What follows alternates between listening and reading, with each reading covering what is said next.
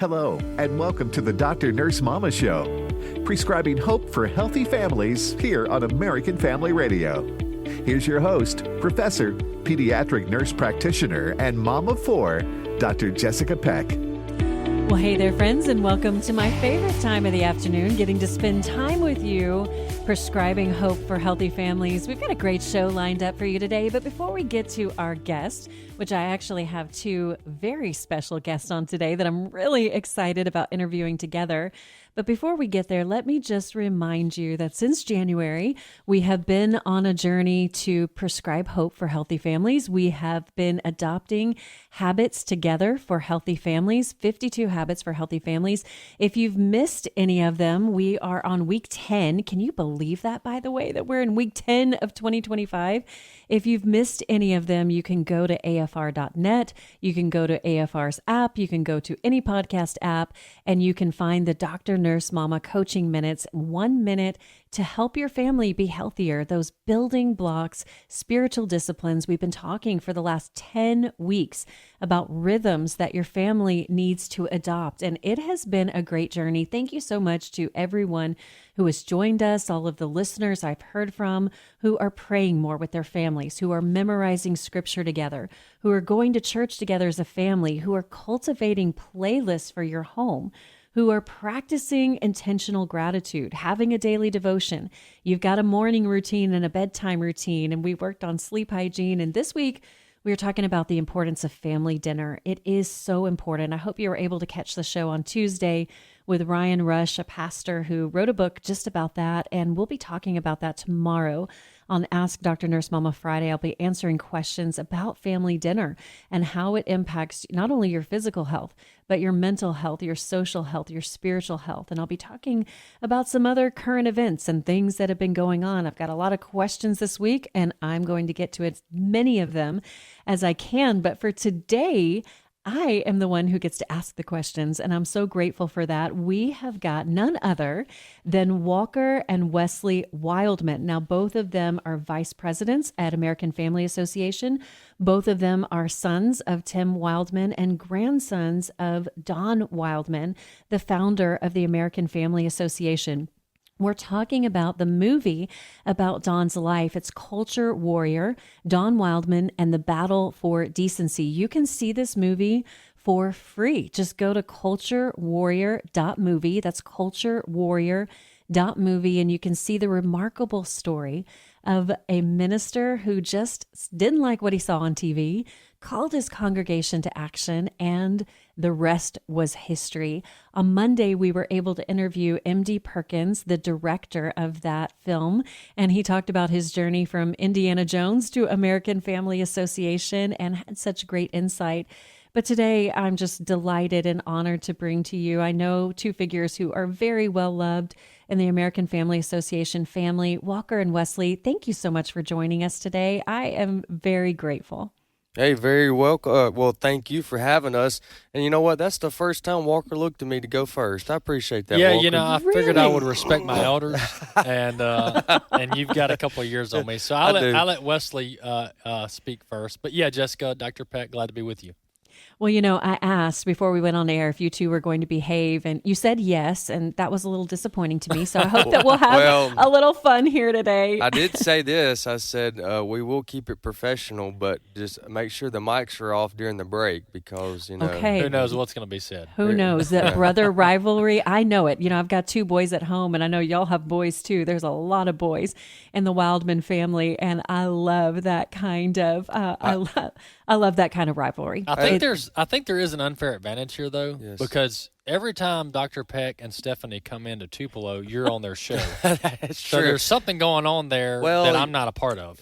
You're saying the referees are in my corner. Yeah, And that's what I'm pretty hearing. much. Okay. Yeah. Okay. But Well, we'll see if how we're- the segment goes. If we're gonna make it fair, though, you know, Wesley did take a very significant injury and still came on the show, Walker, even though his head was split open. Yeah. He had stitches. right. He was still remember that there. I mean, how can I not love that? Mistakes happen. Yeah. But we also do love to give Wesley a hard time. Like, I'm never going to let him forget spilling the coffee. Yeah, the spilling the cup. And I still have my sippy cup that you got me. You do. See? Exactly. See? So all's fair in love and family here. Hey, I love that. Hey, one other thing to add here is that Walker and I, we enjoy picking on each other and having a good time because it keeps it fun around the office. It kind of loosens everybody up on a tight day. But in reality, he and I are so busy, we don't even have enough time to legitimately have something to pick on each other about. That's a good He's point. got 5 kids. I've got 3. We've got activities and work and everything, but we are so much appreciative that AFR produces a radio program with the content like yours for families like Walker and I, so that we can and the busyness and the craziness of all that we've got going on, the content you produce and you share sure helps families like Amen. ours. Yes. I really hope so. And I know, Wesley, you and I have had lots of conversations about both of us on a personal level, as a mom, as a dad, trying to put down our phone and listen with our face. And we need all of the encouragement that we can get. And there's so much encouragement that I found in watching the story of your grandfather, of Don Wildman. Now, I was not blessed to meet him. You know, we're still kind of a baby around here as far as American family goes, because when people come, man, they stay. They do not leave. Right. And so I feel like I'm just still a baby in there, and I wasn't able to meet him in person, but I've heard, of course, so many stories from so many people who have talked about his legacy. And I told you I was going to ask you this because the first thing that I want to know is, who was his favorite? Who was his favorite grandchild? That's a way to start the segment. Walker and I would agree. We've talked about it, that Riley. Yeah, Riley. I would agree with that. She was actually, now Walker, there's a lot of us and a lot of grandchildren and great grandchildren. Help me if I get this wrong, but yeah, she would have been Papa's only granddaughter. Wow, that is correct. Yeah. So on top of being a granddaughter, she was his only granddaughter, and so it's safe to say, if you have to out loud pick, it's going to be Riley, my sister, Walker and I's sister. Yeah. I hope this doesn't cause any more problems, but Riley has her own spot on my show tomorrow, all to herself. So if you want to hear from Riley, she's quiet. Well, if you're going to interview her, good luck. She's quiet. You're gonna have to. She's getting better though. Yeah, she has over the years. Yeah, she is. She's going to tell us all about how we can contribute, and she's been on several times now. And I so appreciate. And looking at what you all do, the three of you together. One of the things that I talked to MD about on Monday is that it is so encouraging when we see statistics from people we respect, like Dr. George Barna, which I cannot say his name without also giving the disclaimer he's a Yankees fan, but we have moved past that. He told me my love of the Astros is disgusting, but that's okay. We've agreed to disagree on that. But he talks about how 75% of young people will walk away from their faith today. How did that not happen in your family? I'll answer, and then Walker can go. Okay. I'll try to keep it short, but now with the question directed to me, or to us as children of Don Wildman, is that what? However you want to answer it, I'd want to know how you see it from your seat. Yeah. So, Papa was a patriarch to our family. He was faithful to his wife, Linda, my grandmother, for all those years, and to his children, and his faithfulness to God and to doing what's right, regardless of the appearance or the outcome or whatever anybody may say about him. He handled that with great with courageous and dignity. Now, he also was real in the sense that he had moments where he expressed how difficult it was to bear or to carry the cross. The Bible says to take up your cross daily. And he, while he did maintain his faithfulness, he had moments of discourage and doubt. And so being able to experience both ends of that and be able, and my dad to be able to share that with me, really encouraged me, and also reminded me that it is okay to have those emotions and those feelings, but then we also have God's word. Now, fast forward a little bit later, my dad, Walker and I's dad, he was in many ways like Papa in that sense. And from a parenting standpoint, specifically for Walker and I, my parents were very biblical in their raising of us. And then within that, they also gave us just enough room to help us at the right age to learn things on our own, but also not so much so that we would make unregrettable decisions, So they had a great balance. If you were to give a tweet version of what they're parenting, which is hard to do, but they gave us just enough. They balanced giving us just enough of freedom and liberty through the progression of our ages, but yet at the same time, right was right and wrong was wrong. Yeah. I'll say for me, the godly parents, godly grandparents, and then ultimately God's providence is what allowed me to be where I am today as a born-again believer and working in the ministry here. Because, as you know, Dr. Peck, parents can do all the work in the world to lead their children down the right path, but ultimately, as children become adults, they have to make decisions on their own on which kind of life they're going to live and whether they're going to be faithful to God or not. So ultimately, the Lord saved me, and as a young man in high school, saved me, and so we're just glad to be here, and we're still trusting in the Lord to guide and direct our path. Well, I know your family has just encouraged so many, and you're very transparent about saying we're not a perfect family. There's no such thing as a perfect family. But from my seat where I see it, it's beautiful and encouraging to see those healthy relationships. And Walker, I'll start with you on this because it's one thing to follow in the footsteps of your father's faith, of your grandfather's faith. That's one thing in and of itself that's pretty remarkable.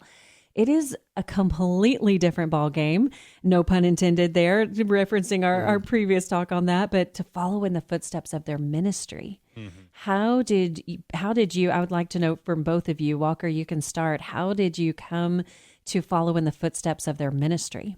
Well, I wanted to actually be in law enforcement in college. So it wasn't until probably sophomore year that I began to realize that, hey, I could work at AFA, because I was very interested in political science. So I majored in poli-sci, and but I was kind of debating, do I go down like the criminology and law enforcement route, or do I do more politics? And so I leaned on the political side.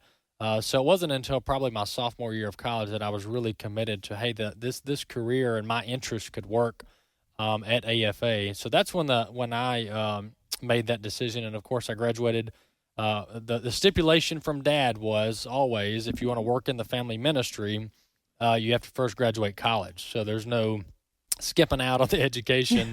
Not that college is for everyone, but he wanted to make sure that we did our due diligence and that we learned a good work ethic and how to work for ourselves and on our own, and which is what a lot of higher education teaches you. So. Sophomore year of college is kind of when I began to see the picture that I could work at AFA.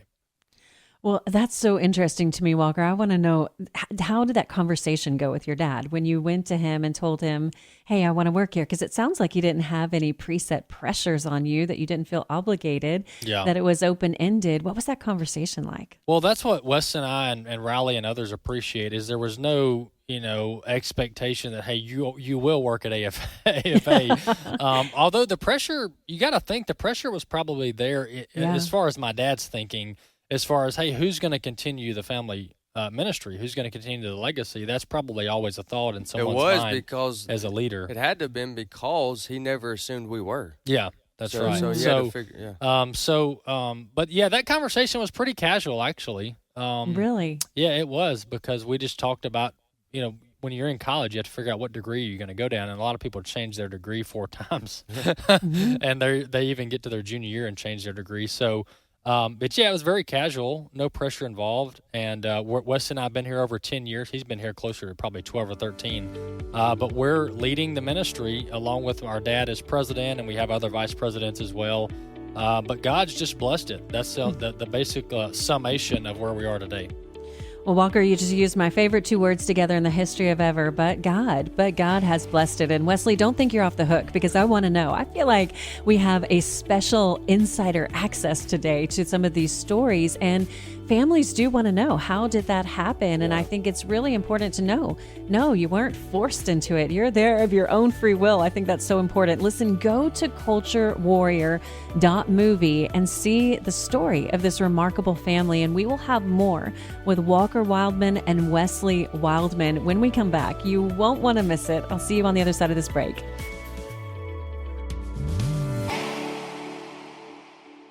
We're talking today about something that made the American family a little stronger. We're talking about the legacy of Don Wildman, and he has a movie out about his life. He has gone on to be with the Lord, but there is a movie out about his life that you can watch for free online. All you have to do is go to culturewarrior.movie. That's culturewarrior.movie, and look at the remarkable legacy of Don Wildman. And Don was a preacher, a pastor, and was watching TV with his family one night and was really dismayed by the things that he saw, urged his congregation to turn off their TVs. It was picked up by the media, and the rest, as they say, was history.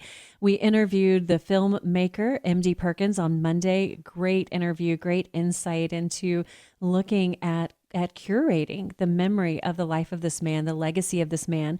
And we're talking to the legacy in his grandsons today, Walker and Wesley Wildman. And before the break, I was talking about how did they come to work at AFA, because it's one thing, it's a pretty miraculous thing, actually, to follow in the footsteps of their faith. We know that more than 3/4 of young people will walk away from their faith when they reach adulthood. That has not happened for Walker and Wesley. And not only have they followed in the footsteps of their grandfather and their father's faith, they've followed in the footsteps of their ministry. So Wesley, let's start with you.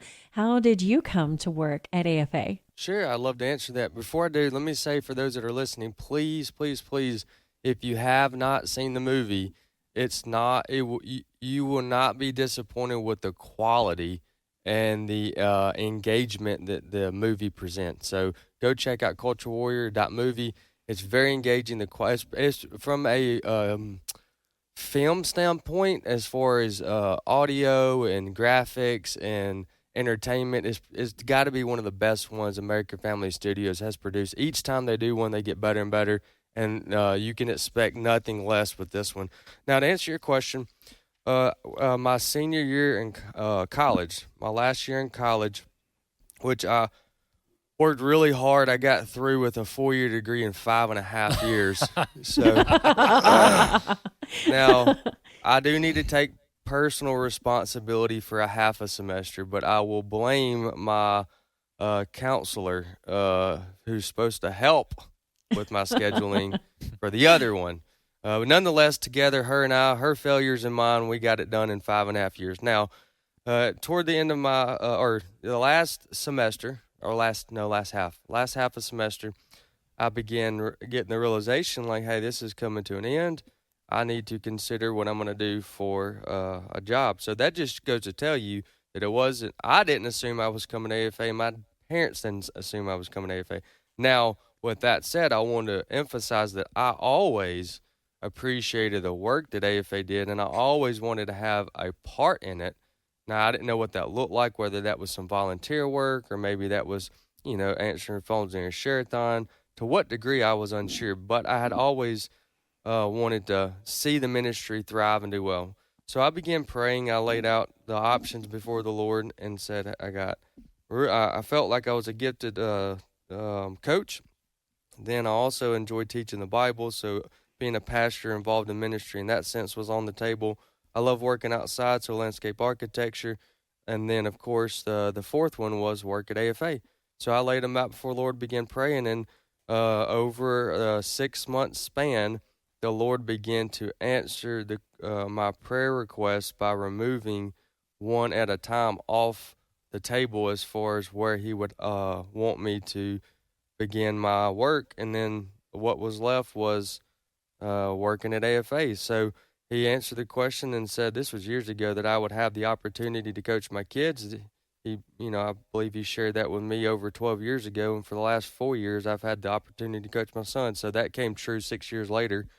Then I went on to go to Downline Bible Institute for 1 year, and that's where I got training in the Bible. And so I've had the opportunity in a variety of different ways, whether that be literally a Sunday service, morning service, all the way to a small group or even Boys and Girls Club. I've been able to teach the Bible in different settings, and I still have not quite figured out where the landscape architecture comes into play, because when I started, before I had kids, my yard looked decent, and now that I have kids, it is at the very bottom. But maybe we'll get some good weather soon, and I'll find some time. But that's how I ended up working at AFA, and before you know it, or not before you know, but I blink, and now I've been here full-time for 11 years. Prior to coming on full-time, I had the opportunity to work in almost every department here at AFA, so I had a good grasp of the inside scoops, the line work as far as, the conversations that take place at the coffee pot and that kind of stuff. And so I've thoroughly enjoyed my time here. Well, when the next documentary is made about the Wildman siblings, Wesley, I don't think that they're going to have your lawn featured in your legacy. So you don't need to worry about Duly that. noted. That is not what's going to be there. What's going to be there is that you listened with your face, and maybe, your kids will be joining in the ministry. That would be truly remarkable. They're up here all the time. Walker's boys were just up here on their lunch break. Yeah. I think that we could make them honorary employees. Yeah, at this point, yeah.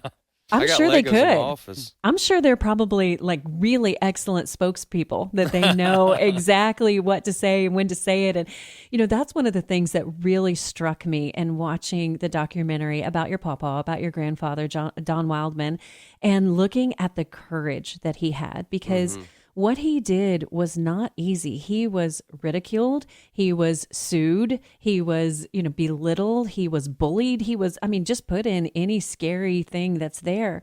And, not much has changed. And I've seen both of you having to deal with situations like that with hostile opponents, people who are really against the work that you're doing.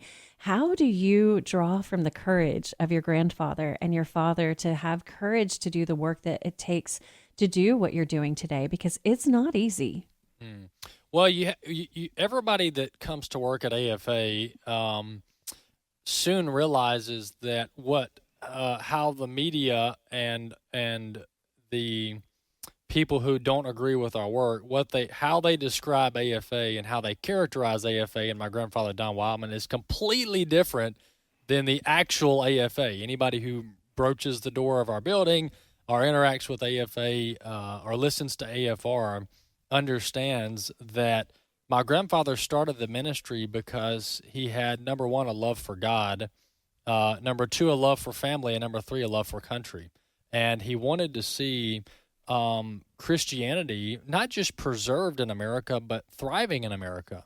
And the cultural environment that was beginning to take shape in the 70s and 80s was one very hostile to Christianity and very kind of degrading when it comes to human morality. So AFA is one of the most caring, loving environments for fellow citizens and fellow believers, because we want everyone to do well, and we want to share the gospel of Jesus Christ with everyone who tunes in, everyone who interacts with our various curriculum, our various programs and events. And so it's just been amazing over the years to see how God is using AFR, American Family Association, to impact lives all around the country. And Wesley gets letters every day, every week, of people's lives that have been impacted because of my grandfather starting this ministry and listening to God. And, of course, the Lord is honoring that. Hey, Jessica, you know what?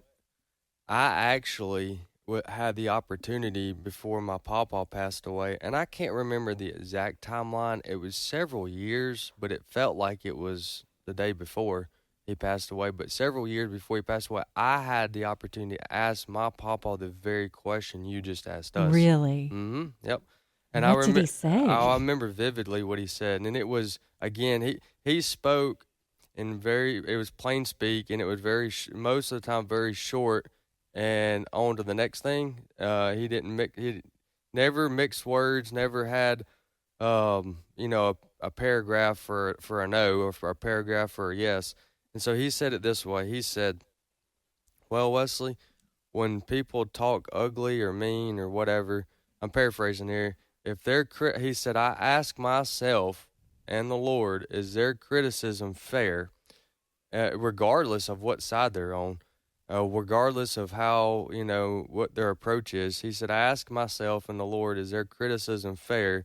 And if it is, then I make the changes that that I need to make. Otherwise, I just ignore them. Mm-hmm. Yeah. Wow. I ignore them. I was like, oh, okay. That's simple. Yeah. So that was his answer, and I've applied that to my life from that moment forward. Yeah. If somebody has something mean to say about the way I coach or the way I parent or whatever, I ask myself, is there some truth here that I can take away and maybe do better? And if not, if they're just out to cause problems and be mean, and they're not looking to encourage or uplift or reconcile or anything, if they're not trying to do anything biblically healthy, then I just ignore them. That's good. I see two things in that. I see one, a great humility, because even if it's somebody that he doesn't agree with or someone who seems to be attacking him or having nefarious motivations, which there were plenty of those, but being willing to ask and say, is any of this true? That just speaks to me of humility. And the second thing that I think of is courage in his calling, knowing whose voice he was listening to and knowing that he was really seeking to be a faithful servant of God. And the rest of it was just noise. And that sounds, like Walker said, that's so simple, but it's so much easier said than done. But one of the things I'm so grateful for is I think, I'm dating myself here, but I'm about as old as AFA. And I think, here I was a baby, not aware of any of these things. And you guys are even younger than me. But here was your grandfather on the forefront and fighting for future generations. And he knows now this side of heaven, the impact that, but we don't know it this side of heaven, and looking to see how important it is, the groundwork that you're doing for generations that are maybe not even born yet. And so how do you look at that, carrying the legacy of the Wildman family and the work that you're doing? How do you see that, where you've been and where you're going? I think I describe what we're doing today, what AFA is doing today as a whole, and this is truly a team effort. We've got over 130 staff members here full time. What we're doing is we're being good stewards of that which has been which God has entrusted to us. So in this instance, in this context, it's the ministry of AFA. And so our goal, whether it's Wesley, myself, or anyone else on staff, is to be a good steward of that which God has entrusted us, and also to ensure that AFA is here for another 45, 50 years, because 2027 will be our 50-year anniversary. So our job is to ensure the longevity of the ministry. And now, of course, we can't do it on our own. We need the Lord's guidance and the Lord's blessing and the Lord's help. And I think as long as we're honoring Him and we're being good stewards of that which He's entrusted us, I think the ministry will live to see another 50 years. That sounds like a lot of responsibility, but it's really simple, Dr. Peck. It's really simple if you just stay focused on your area of influence that God has given you. What do you think, Wesley? All right, what's the question? That was 3 minutes ago, wasn't it? Yeah, looking at just what you're doing now, how it's changed maybe since when your grandfather has started it, but what has stayed the same? Three things have stayed the same. Three things. One is that we've not compromised the truth. Two, we're still not in debt. We don't owe any man anything. Now, I say that, but also over the years I've learned to caveat, I understand where some ministries, startups, and others, I understand there's a time for some ministries to borrow money for a particular season with a purposeful plan to pay that back. However, I don't agree, and I don't think the Bible agrees with having thousands and thousands and millions of dollars of debt while you're also trying to fundraise. Mm-hmm. And so we've never had to do that. We've never done that thanks to Pawpaw's stewardship from day one. So don't compromise truth. We're not in debt. And third, and one thing I've had to learn the most to do from Pawpaw is been more adapt. I've had to adapt. It's been harder for me to adapt to, not now, but at the beginning stages. And that's that we share our platform with other ministries that are doing similar work than us, but not identical. We share a platform. And the easiest example, and there's a dozen of them or more, but the easiest one is 8 Days of Hope, because we have such good friendships with Steve Tiber and their whole team. They were just rocking it. They're doing great work for the Lord. They're doing disaster relief. Now they're doing more than that, but for simplicity's sake, they're doing disaster relief work. We're doing culture warrior work. Okay. Mm-hmm. But yet we come together and we give them an opportunity to promote their work on our platform, and we work together. And so being able to do that and not be it's territorial. Yeah, that's a good word. I think the Walker. Lord blesses that. Yeah, not being so territorial with the platform that God's given us, not that we've created ourselves, has been, those are the reasons why, those are the things that we've done from the very beginning because of Papa, and those are the things we'll continue to do. Well, you can go and see the legacy of this remarkable family, the remarkable Don Wildman. You can go to culturewarrior.movie, see the movie for free. And just as Wesley said, it is excellently done. It is so gripping. I mean, you're going to get sucked into it. So make sure when you start watching it, you have some time to watch it because you won't be able to turn it off.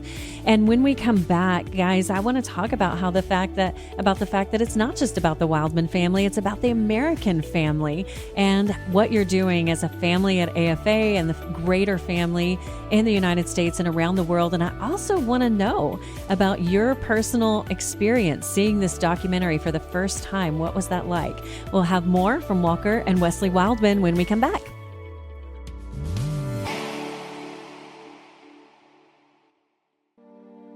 His hand the wonders right. Welcome back, friends. That song is This Is My Father's World by the Worship Initiative, featuring Davy Flowers. And we are talking about the world today as a father and a grandfather saw it. And we are so privileged today to have the grandsons of Don Wildman, the founder of American Family Association, here in the same room on the same show. And let me tell you, they are busy at work on behalf of American Family Association, American Family Radio.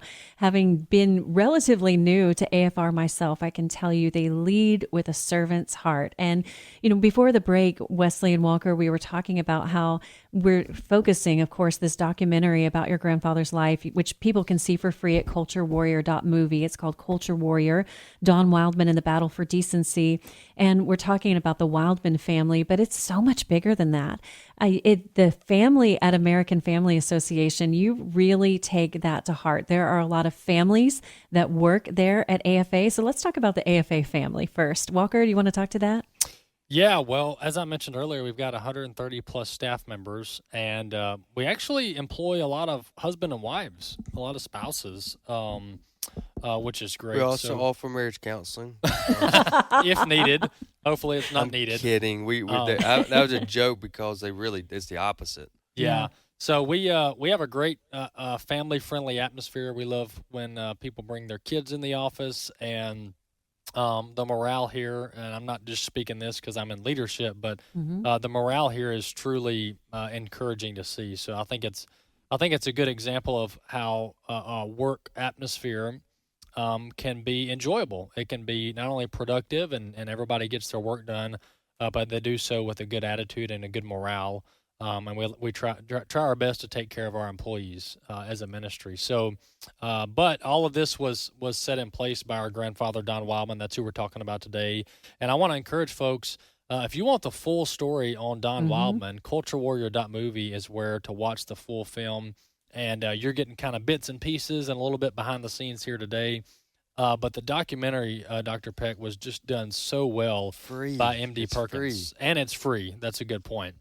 Especially in the post-Biden economy, free is important. Yes. So folks can go watch it at culturewarrior.movie. Yeah, it was a project we did not want to hinder people with $5, $20. It is a $20 DVD if you were to go purchase. That's the quality. I mean, it's high quality, but it's free. You can go watch it.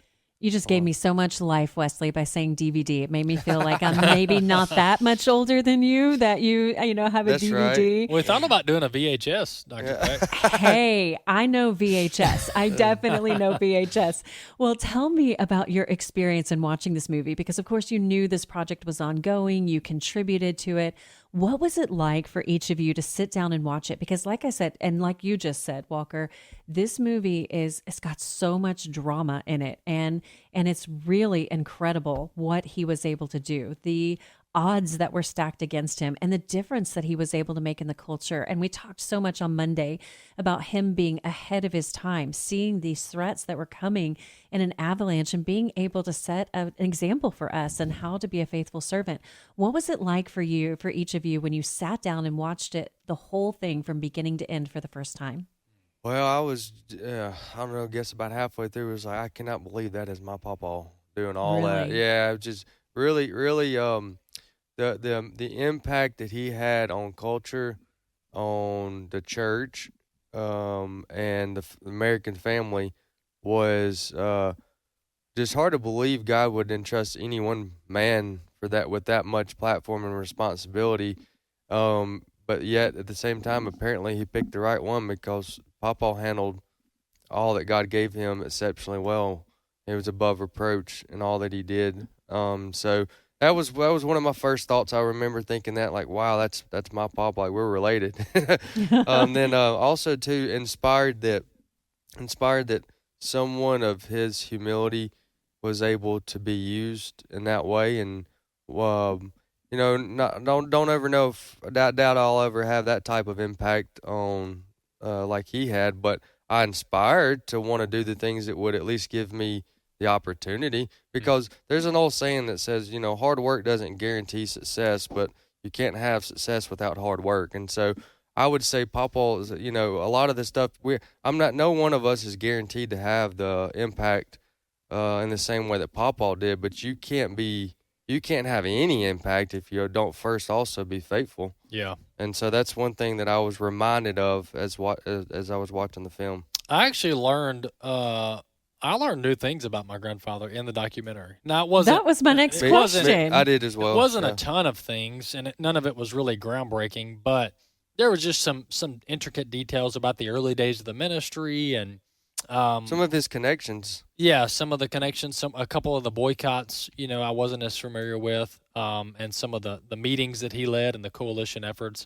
But secondly, what I drew from the film is really what we wanted people to draw from it, and that is that each of us have a role in the kingdom of God, and each of us have a purpose to play during our short window on this earth. And so it was really challenging to me, not just from an AFA vantage point, but to just do everything that I can each and every day to be faithful to what God has called me to, and then let the Lord carry out the impact. To Wesley's point, some people are all concerned about what their impact is, but they're not doing anything. They're too worried about the end result without focusing on the work that gets them there. So that's the challenge I got from it, and we have a great responsibility here at the ministry, because if we speak frankly about this and about ministries and organizations, Wesley's reminded me every 3 months that I think 85% of third-generation family businesses fail, and that applies to family-founded organizations as well. So the odds are against us, if you will, but that brings a lot of responsibility and a lot of pressure. And of course, that 85% doesn't have to happen. That's because people lose sight of the original purpose and the vision of said organization or said business.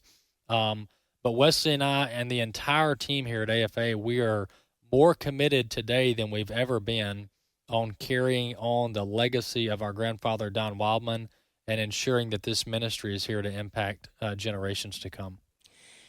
As I was watching the documentary, which I really didn't know very much about those early stories, as you were saying, you were learning things about those early days. I was learning a lot.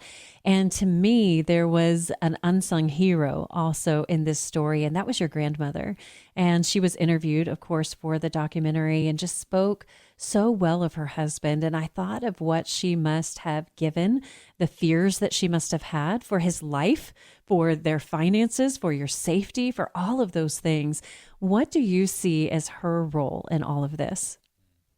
Well, she was certainly a good, firm foundation, a good rock when things got difficult. And I'm pretty sure in there at least once, there were more than one time, but the film records at least one story where Mimi, my grandmother, Don's wife, shared about a time where Papa was at a low point and discouraged with, a lot of the times with the church's lack of engagement and or the church coming after him in different ways. So her being there during those moments, and if nothing else, just being there for him to be able to express his emotions and feelings so that you could come out on the other end knowing what being resolute in your decision. Yeah. So that's the role that I got from the film. She was a critical support. Yeah, critical support. For him. Doing what's right. Yep. Yeah, and he did. A lot of folks don't know this, but he did face, and I'm not sure the film touches on this much, if at all, but he faced a lot of ridicule even amongst his own denomination. My grandfather, our grandfather, was a Methodist minister, and he came out of the pulpit in order to start American Family Association. But in those early years, as he was still obviously in the Methodist denomination before they went off the tracks, he faced a lot of mockery and ridicule even amongst his own denomination. So that was discouraging as well. And some people, it's hard in such a Western Christian-friendly environment that even we still live in today to understand how could anybody like Don Wildman be ridiculed and mocked by other Christians. Well, you'd be surprised that it happens. It happens out there. There's a lot of finger pointing and a lot of friendly fire, even amongst people who call themselves Christians. And if I could, Dr. Peck, take a little liberty here. Yeah. All right. Go ahead. A little liberty. And that's that as I was transitioning from college to working full-time at AFA, I also, like Pawpaw, took a lot of criticism, some directly and some indirectly, and some just misleading pastors to say, Christians shouldn't be involved in anything but sharing the gospel. Well, the gospel is what compels us to be involved in other parts of the culture, whether that be in education, whether that be in government, whether that be in entertainment. And so we're supposed to influence everything around us for God's glory and for the good of others. And I could go on, but I'm going to stop there because it's that simple. It is that simple. If God gives you breath in your lungs, your family is first and foremost the priority. Your local church is a priority, and then you have your local city and your state and your country that God's given you, because the country and the politics of things will become the great enemy of the family and the church if you're not involved in it. So it's not a complicated thing. Some pastors, for whatever reason, theologically try to make this complicated. It's not. The Bible's very clear about it. The gospel compels us to do the things that we do here at AFA, and we have a core values and a mission statement that keep us in line with Scripture. And the reason I wanted to take a little liberty there and share that is because we have people that are listening now that feel incompetent or feel like they can't do things. They feel like their hands tied behind their back because they've got some pastor who's got 4 degrees that say, hey, Christians are not supposed to be politically involved or not supposed to be involved. They're supposed to just share the red letters. If Jesus didn't say it, don't do it. And I'm just telling you that's not what the Bible says. Yeah. We have the whole counsel of God, Genesis to Revelation, and almost everything that we want to have answered is right there. Well, I appreciate the platform that you've given me and the opportunity to share and to serve our audience. I think about our listeners all the time. And I think, I barely graduated community college, guys. Like I started on the struggle bus because I was working 3 jobs to put myself through school. You laughed at my 5-year degree. I did a little bit, just a little bit. I know that was a little hypocritical of me. See, this is where we're talking about, Christians giving other Christians a hard time. We're just modeling that right here. But, it is amazing. And just to share the perspective that we have and to share the legacy of our own personal faith, I think that's so deeply encouraging to other people who are listening. And there's so many times where we'll have just testimonies of faithfulness on that are so encouraging because people can look and say, okay, if you can go through that and you can still stand there and say that God is good, that is really powerful. And one of the most famous quotes that your grandfather had, that your papa had, was, God does not require that we be successful. He only requires that we be faithful. And whether or not we're successful isn't always within our determination. And, you know, as I was watching the movie, which, by the way, go watch the movie for free, culturewarrior.movie. You can stream it for free right there online. I was thinking of It's a Wonderful Life, and the opening lines of that movie are, you know, of course, God is, I won't go into the theology of it, but it's a heartwarming story, and God's sending an angel down, and he says, you know, this man needs our help. And he said, is he sick? And he said, no, worse. He's discouraged. And that line has always stuck with me. And that's one of the things I appreciate the most about AFR is the ability to get on the air and to encourage people, to encourage them with hope. I think that is one of the biggest things they need. And I just want to thank you both for everything that you do, for the way that you're carrying on the legacy of your grandfather as a faithful servant. Thank you on behalf of all of our listeners, everyone who's ever been impacted by any ministry at American Family Association. Thank you guys so very much. Hey, Amen. thank you. Thank you for the kind words. Thank you for having us on. Yeah, amen. We're glad to be here, and we love our supporters all around the country who financially support our work and pray for us. And our team here at AFA is in the fight for the long haul. And your program and your content could not fit better with what we're trying to accomplish here at American Family Radio. Yeah. Well, now I'm going to have to send in my donation for you to say that. So That's right. Thanks, guys. I appreciate it. Listen, go to culturewarrior.movie. See the remarkable story. I know I keep saying remarkable, but it is, because we're talking about it again and again, and I will continue to remark upon it. And tomorrow we will have the favorite grandchild in the bunch, the sister, none other than Riley Wildman. She'll be on for a few minutes with us at the beginning. Listen, may the Lord bless you and keep you and make his face shine upon you as you be a culture warrior for the next generation. We'll see you tomorrow.